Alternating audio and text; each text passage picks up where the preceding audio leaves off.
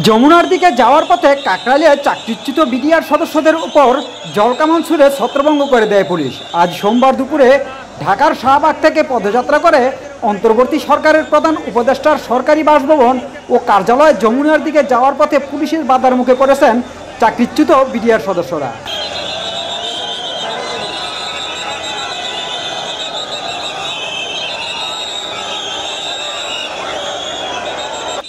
কাকরাইলে পুলিশের বাধার পর তারা মৎস্য ভবন মোড়, কাকরাইল ও এর আশেপাশে ছত্রভঙ্গ হয়ে যায়।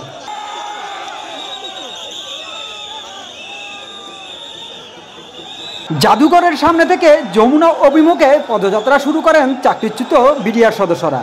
তারা যমুনা ঘেরাও করবেন বলে জানান। দুপুর 12টার দিকে কাকরাইল মসজিদের সামনে পুলিশ তাদের বাধা দেয়। ক্ষমতাচ্যুত আওয়ামী লীগ সরকারের আমলে চাকরিচ্যুত বিডিআর সদস্যরা চাকরি ফেরত, বিজিবির নাম আবার বিডিআর করা সহ কয়েক দফা দাবিতে আন্দোলন করেছেন।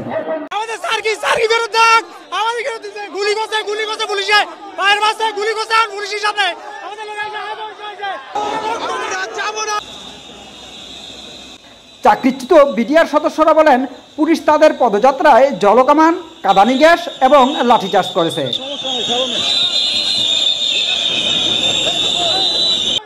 এতে তাদের বেশ কয়েকজন আহত হয়েছেন।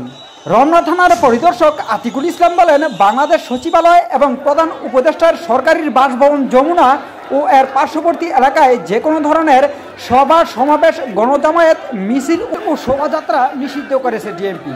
এরপরও যমুনার উদ্দেশ্যে পদযাত্রা করায় তাদের ছত্রভঙ্গ করে দেওয়া হয়েছে।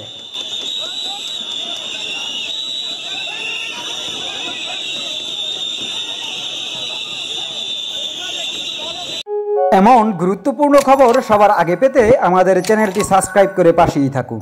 জানা অজানা তথ্য, মোহাম্মদ মিজানুর রহমান।